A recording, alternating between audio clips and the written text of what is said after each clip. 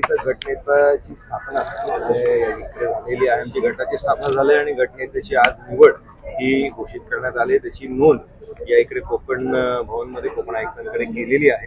याच्यामध्ये पुढच्या ज्या घडामोडी आहेत, ज्या महानगरपालिकेमध्ये कुठल्या पदावर काय असलं पाहिजे याच्या संदर्भातली भूमिका ही नजीकच्या काळामध्येच पक्ष म्हणून आम्ही सगळेजण मिळून घेणार. याच्या संदर्भातली आज बैठकही आहे. दोन्ही पक्षांमध्ये चर्चा होईल आणि प्रामुख्याने सर्व नगरसेवकांचं मत खरं तर विरोधी पक्षामध्ये विरोधी पक्ष नेता पद आपल्याकडे घेतलं पाहिजे या भूमिकेचं आहे. पण याच्यामध्ये आम्ही माहितीमध्ये घडलोय. त्याच्यामुळे निश्चितपणे चर्चेमधनं याच्यामधनं काय खरं तर पुढचा मार्ग निघेल आज गणेश नाईकांवर खालच्या पातळीवर त्यांच्या प्रवक्त्यांनी टीका केली. त्या पद्धतीने खालच्या पातळी राजकारणात मी खरं तर या पातळीची टीका टिप्पणी कोणी करणं हे योग्य नाही. मी भारतीय जनता पार्टीचा प्रवक्ता म्हणून अनेकदा चॅनल्सवरती जात असतो. पण याच्यामध्ये आपण कुठली पातळी ठेवली पाहिजे आणि कुठल्या स्तरावरती आपण उतरलं पाहिजे याच्यावरनं लोक खरं तर आपली आणि आपल्या पक्षाचं आकलन करत असतात. त्याच्यामुळे ज्यावेळेस आपण कुठेही वक्तव्य करतो त्यावेळेस ती पक्षाची भूमिका मांडत असतो.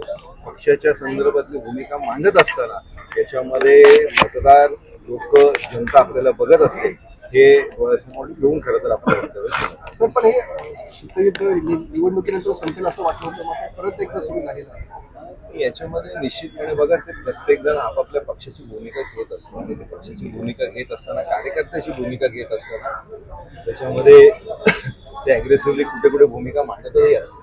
पण याच्यामध्ये निश्चितपणे आमचे राज्याचे नेते सक्षम आहेत. माननीय फडणवीस साहेबांच्या नेतृत्वामध्ये राज्य सरकार काम करते. सगळेच नेते एकत्र कॅबिनेटमध्ये सर्व राज्याच्या हिताचे निर्णय घेत असतात आणि त्याच्यामुळे या सगळ्या गोष्टींवरती योग्य त्या वेळेस त्यांच्या माध्यमाने मार्ग निघून. सर, तुम्ही निवडणूक प्रभारी देखील आहात. तुम्ही ज्या पद्धतीने मागणी करणार का? कारण शील तर वडवली, भाजप वाढवली, अशा पद्धतीने बॅनर संपूर्ण शहरामध्ये ठाणे शहरामध्ये लावण्यात आले होते.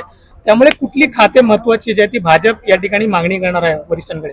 याच्यामध्ये आता एकत्रित चर्चा निश्चितपणे होईल. याच्यामध्ये जे आम्ही आमच्या निर्धारनाम्यामध्ये लोकांसमोर मतदारांसमोर जो एक ब्लूप्रिंट ठेवलेला आहे, त्याचबरोबर आज राज्यामध्ये मोठ्या प्रमाणात विकास होतो.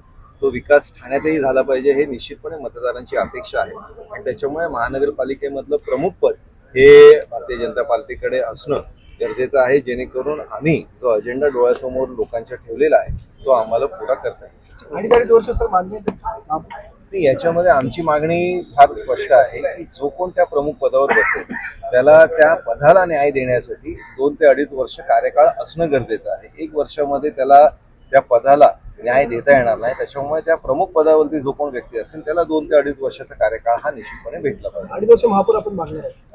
मी तुम्हाला मगाशी सांगितल्याप्रमाणे की जो कोण व्यक्ती त्या पदावर असेल त्याला 2 ते 2.5 वर्षाचा कार्यकाळ असणं हे अपेक्षित आहे. सर, गटनेता कोण आहे?